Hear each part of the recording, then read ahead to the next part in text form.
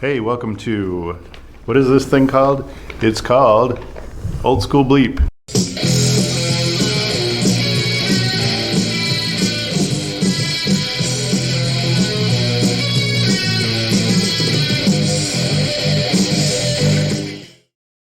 Our first show that we played outside of just playing at my mom's house in our basement was at this new wave night at Positively Fifth Street. That was our first show. And our third show was Rock Against Reagan, when we opened for Millions of Dead Cops and the Crucifix. And it blew our mind because, you know... Well, that's insane that they played in Springfield and you played with them. They played in Springfield, that Millions of Dead Cops played in Springfield. When the guy who set that show up, he was more or less a hippie. We're going to have to get my brother in here because I'm sure he'll remember his name. Was it somebody from around here? He was somebody who went to school out at UIS was Sangamon State. He wasn't a teacher? Was it Ron Sokolsky? No, it wasn't Ron. No, he was like a younger kind of okay. I think he was just in school. He was older than us, but I think he was just in school there. Okay. And he kind of had a hippie vibe, so he wasn't really. He didn't know much as far as any punk or new wave or anything you'd want to call it at the time like that. But somehow he somehow got MDC, and he didn't mention that to us at first at all. He's like, hey, we're going to kind of have this protest thing, and kind of organizing it, and it's called Rock. I don't know if he said Rock Against Reagan at first. He just said it's going to be at the Capitol, and the bands that are coming through, they wanted to kind of have bands that sort of had a little bit of a punk influence, and I didn't really know. That's not really the thing I'm into so much, but I really like the thought of, protest and power to the people. I really like that sort of a feel. And so we were kind of like, man, this cat, it was cool, but also at the same time, we were like, oh, this adult, Right. Even though he's just a few years older than us.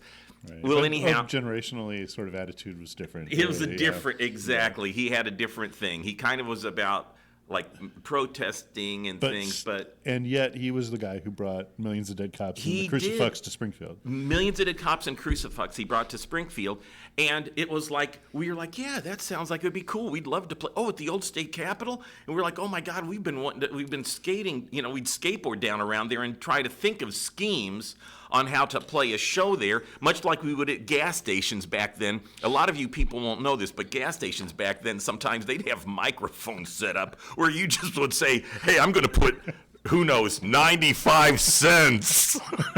Maybe it was 25 cents. I don't even remember. Gas was cheap. Hey, I'm going to put 65 cents on pump 3.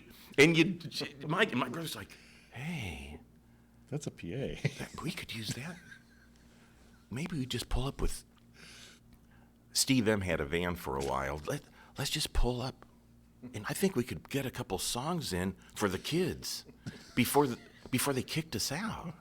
For the kids, he thought somehow kids were just going to show up. At the gas station. We couldn't get anybody to come to our shows, but Bruce thought that the kids were hungry for. Even though everybody's listening to Ozzy Osbourne, okay, and Ted Nugent and whatnot, and so we were hungry to play, but Bruce was sure the kids were going to come out of the woodwork and have their say at the gas station. At the gas station. Well, somehow though. But so what was the actual show like? Though? So when he said Millions of Dead Cops, I almost seriously needed a diaper. I mean, I was so. It was like, I started shaking because we'd barely played a show at all. And now we're going to open for a band that we listen to like all the time.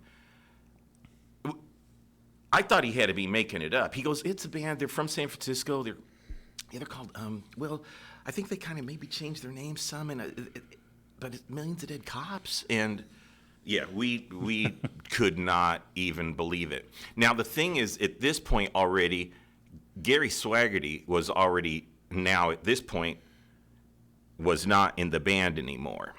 He now was in the Suckholes, right. which was a rival punk rock band from the other side of town. They were Jerry in Nelson. Southeast territory, and Yeah. we were more like Lanphier territory. Yeah, I went to school with Jerry Nelson. His mohawk was basically the only thing that happened at Southeast. He did. That's right. He had a mohawk. When we first met, he had a mullet, and it wasn't like an ironic mullet. You know, he just had a full blown. Jerry didn't really have any irony in him at that point. No, yeah, and and actually he kind of wanted to beat us up. It seemed like early on. You know, he was not really having it. Like when we'd kind of go over there to his house because Gary'd want to see Rachel, and after a while I realized like we're never going to get a practice in.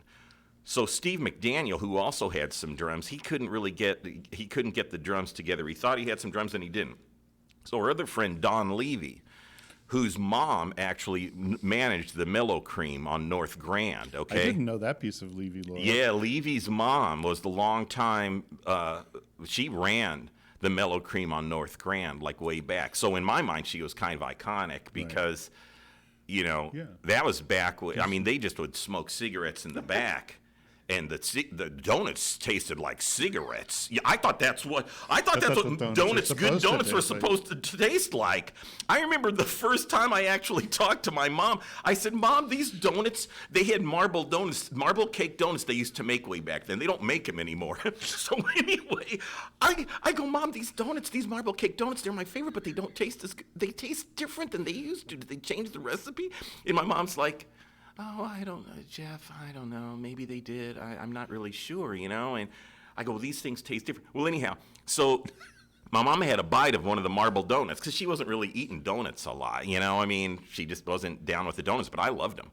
So she took a bite and she goes, "What do you think's different about it?" And I go, "I can't. There's like a spice or something that's missing. There's something that's kind of just a little bit different." And she goes, "Jeff, they used to let them smoke cigarettes in the back, and I don't know if it was like a city thing where they passed it way back. This was way back. Right. You could still smoke in bars and stuff, but this was back when you could smoke in the you kitchen. could smoke in the kitchen of a place. And that's what the difference was. I thought donuts were supposed to have a smoke flavoring. It's crazy. Was it Ted's? Ted's Diner? Mr. Ted's Ted's? Diner. Mr. Mr. Ted. Ted's on Mr. Jefferson. Ted's. The cooks they always had like a cigarette. Hanging Ash. from An ash! It'd be hanging right off the edge. You could watch them. Yeah. Over your food, and you Yeah. never questioned it a bit. You just thought, I mean, you might be like, "Oh, God, look at that." But it was kind of cute, you know? I mean, it was sort the of funny. waitress would show up and she'd have her Yeah, it was a a whole cigarette. vibe, yeah. Ashtrays on the tables, and she'd use your ashtray. Man, but Yeah. we'd all go there. We'd all eat, man. We'd eat late night, man. Late night. We'd eat over Mr. there. That was the place to be after midnight, especially. It was, man. You'd always run into people there. It was a hangout, man. That was a crazy place. Well, anyhow, though, back to Don Levy. Back to the story. So wait, Sorry. so Don was drumming when you did Don the was MDC show? when we did the MDC show because Gary just started playing with the Suckholes, and he was with the Suckholes, and Harold Norman, who was like one of the best bass players. He's a funk bass player. Actually, is an influence on my brother, if you can imagine that. Don Levy was playing drums for us for that. He actually played drums for us for the Teddy Boys show also. And between those two shows, he was like, "This is freaking me out. It's making me too nervous." He couldn't. He's like, I can't do this. And I think it was just the fact that we were opening for MDC in the nerves. But anyhow, so we go to play that show. I was nervous for a week going into that. I couldn't believe it. I didn't know how it was going to be. Were we going to hang out with them or not? I had no idea. You know what I mean? We were pretty young, you know? So anyhow, though, What year was this show? This was 1982. 81 was our first show in 82. This was 82. And we got there and we start talking to Dave, the lead singer, and he's telling us all these ways to subvert, just to he's like, "Look, you don't have to ever use the payphones, because, you know, there was no cell phones back then. Everybody's using payphones. You know, you'd go around. He's like, look, all you do is just take a string. You don't have to give money to, you know, to these telephone corporations, these multinational death corporations. Just take a string, you know, drill a hole in a quarter, put a string on it, and put it in, and once you get just pull it back out. So he's just telling us all these things that are just like, it's blowing our minds. It's all this stuff. And I'm like, oh my God, this is fantastic. I loved it, but I didn't know the bottom was going to fall out of it when they said, is there any place around here for us to eat? And there was a McDonald's right there on the corner. And I knew they had a song called Corporate Death Burger. You know, right. I mean, I knew. But some of the people that we were hanging around with at the time, they didn't know this. And they just jump right into, well, there's a McDonald's right there. Boy, we got lectured at that point. He actually basically, it was like he pulled us. He's like, okay, you guys don't. What are they doing? You know, no, you can't. Come on, kids. You can't not multi-death these corporations. This is the problem. You should go to your local, you know, go to the local places. That keep them in business. They play for plenty of money. Feeding all your grain accounts, the children rest in peace. The stench of human rotting, so just like fish fillet. The sign is like the major 50,000 stock today. Put on Ritz burger, Ronald McDonald. Corporate death burger, Ronald McDonald. Change from your five, torture cancer cows. Slaughter and starvation from death corporation. Golden Rods and Royal Smiles. Golden Rods and Royal Smiles. Because, you know, so they were going in all this stuff.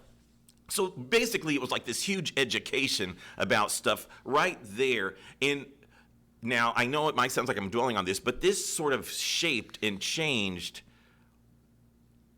solidified what we kind of wanted to do anyhow, you know? Because here's the thing, going back just a little tiny bit, when we started listening, when we started going to Apple Tree, going and you'd see the artwork from like the Dead Boys vinyl, I'm like, God, I just want to buy it. I don't even know what the Dead Boys sound like, you know? Mm-hmm. I mean, I would see, you know, we'd see articles in like Skateboarder magazine, which preceded like Thrasher magazine and stuff. Action Now was another one. But you'd see articles about the Circle Jerks and Black Flag and stuff like this.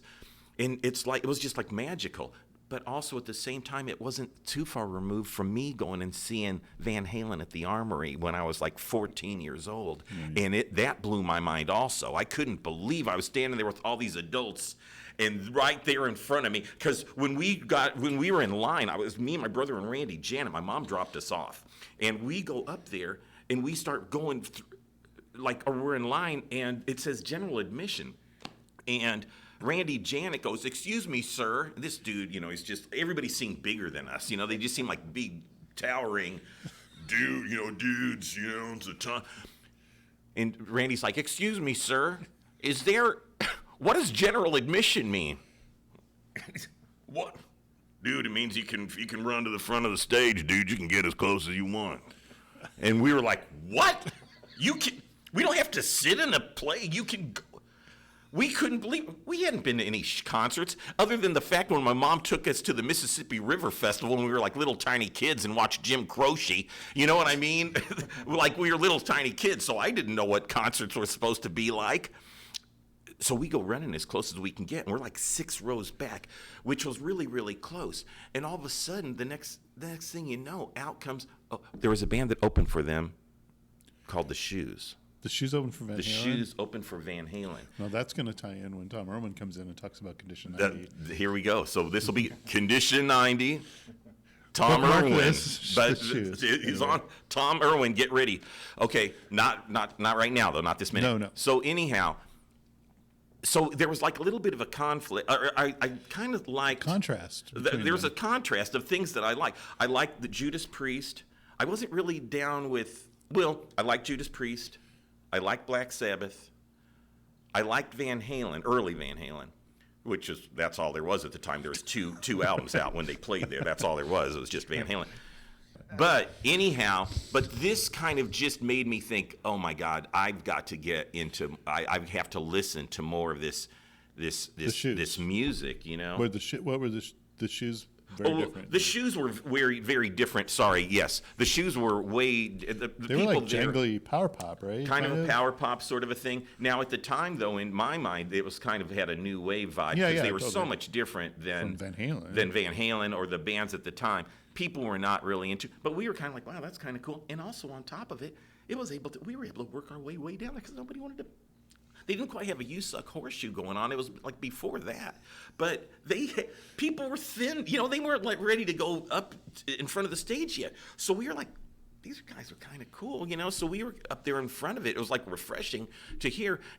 And then people packed around us, but we were able to, you know, people were kind of waiting for Van Halen to do the push up, and that just got us that much closer.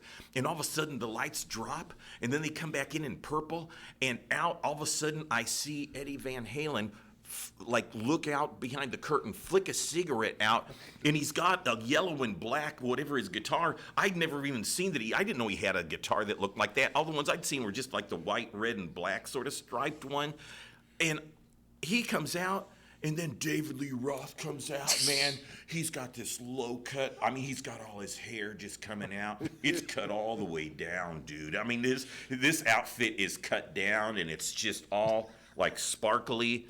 And he may have had, you know, something in his pants. I don't really know. But I'm just like, what is going on right now? It blew my mind. And this is the first time they'd actually gone out and done a national tour. So each town they came to, I think it was also, they legitimately seemed like it was blowing their minds that there was these sold out shows. So the energy was just crazy. Now, I didn't have anything to compare it to. Now let me get back on track. So compare that to being with Millions of Dead Millions of Dead Cops is a totally, totally different thing. There were people there. There was an okay amount of people. There was a lot of curious people that there was a band called Millions of Dead Cops playing at a Rock Against Reagan event, right? So there were people there who were not... I don't remember any like counter protests or, you know, things against it, but there was a police presence. That is absolutely for sure. And the Crucifix came out and they did their show. In a business-like manner. However, if there's something degrading or we feel is going to injure the reputation of the building or the business people, then we have the right not to approve it.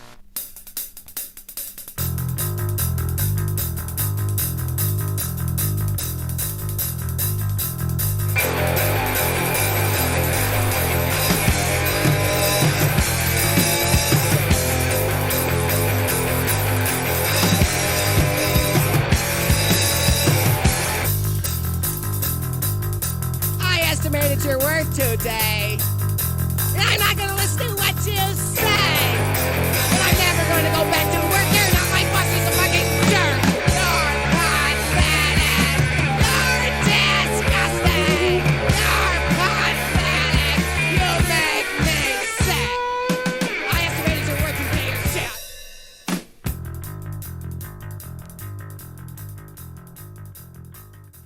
And MDC, well, we played first, and that was like such a blur. I was so nervous. You know what I mean? It was just a blur. I hardly remember. When Bruce gets in, you know, when we bring my brother in, who was our bass player, he may trigger some things that I kind of forgot because it was like I was a nervous wreck. It was just a blur. Like I said, Don Levy, our drummer right then, he was ready to vomit the whole time. It was just too much for him.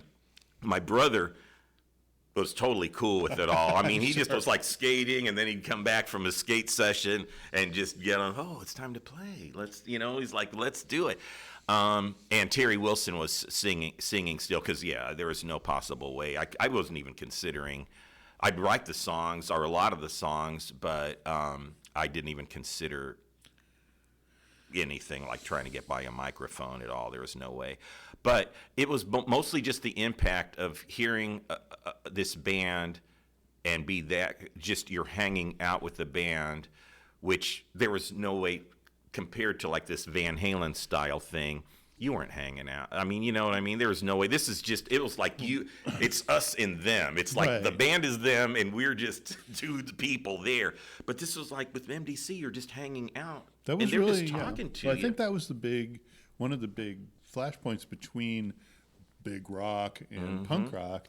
You know, that's kind of hard to explain to people now because we were right there when it was happening. Right. But if you went to see Van Halen, you went to see Cheap Trick or Blue Oyster Cult or whatever, they were almost on like there was like a moat, you know, both psychological and physical between you and the band. But if you went to see MDC or Flipper or something like that, it was like you were just you were on a level with them, right? You know, and that was part of the connection, which is across the country, across the world. That was part of it was the connection, like you said, Scott, that you kind of were on the level playing field in a way. You felt like, you know, I mean.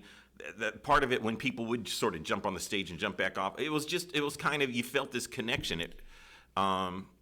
You were right there. Yeah, it was an attempt at a community. I remember even you mentioned the Clash before, but in a different way. I remember reading an article about how, you know, they were just going and purposely, like, they had no security between them and their fans. They would hang out with them constantly, and that was a political statement, you know, and a social statement on their part that we're not part of that old Van Halen style. Right, thing. exactly. We are our fans, and we are on the same level, and that really, you know, that was alien. That was new then. It was a totally new thing, and it was just it was just a way to connect, and also the fact that, I mean, you know, a lot of people talk about, oh gosh, these bands don't really, you know, they barely know how to play their instruments. And I guess, I mean, it was true for us. We didn't really know what we were doing, but the fact that the camaraderie, the fact that we were like really good friends, we all grew up in the same neighborhood, and we're able to kind of just play and play and play and play until eventually we were a little bit better, you know what I mean? And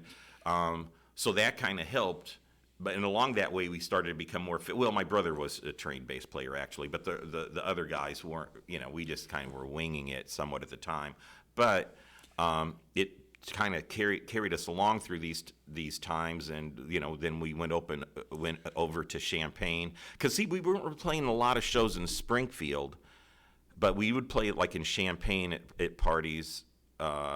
Because a lot of the people from like Chicago who were coming down to going to the U of I, who were into the Chicago punk scene and knew Naked Reagan and Rights of the Accused and like these different bands, so they'd be down there, but sometimes they couldn't get the bands they knew from Chicago to come down to Champaign necessarily. But they were like, there's a band in Springfield, you know, so have them come over. So that's how we got to open for Dr. No, which was another huge. That was crazy that we got to open for Dr. No, because we listened to them like all the time, and all of a sudden it's like, hey, this house party, you know, they call, they're like, hey, can you come over and play? And it's like, oh, by the way, the band you'd be playing with is Dr. No, you know, and here again, it just was mind-blowing to us that we were. And the original lead singer for Dr. No, which was an Oxnard, California band that was called Nardcore, was the name of a movement in this Oxnard area, but they were one of the main bands from that. But the lead singer was Brandon Cruz from, you know, who was the kid in The Courtship of Eddie's Father, which the Incredible Hulk, which the Incredible Hulk, Bill Bixby was the dad on this show called The Courtship of Eddie's Father. Now, at that point, just before that, Brandon Cruz had quit playing with Dr. No. So I was like, oh, but still, it was crazy. Cool. It was still insane. But you didn't get to play with Brandon Cruz. But we didn't get to. We thought we were going to, but he.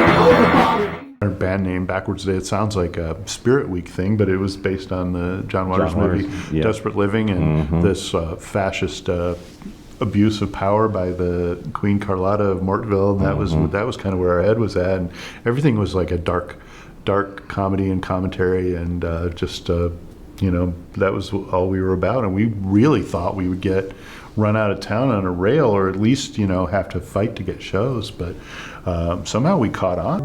It's backwards day and the lizards are turning bright red.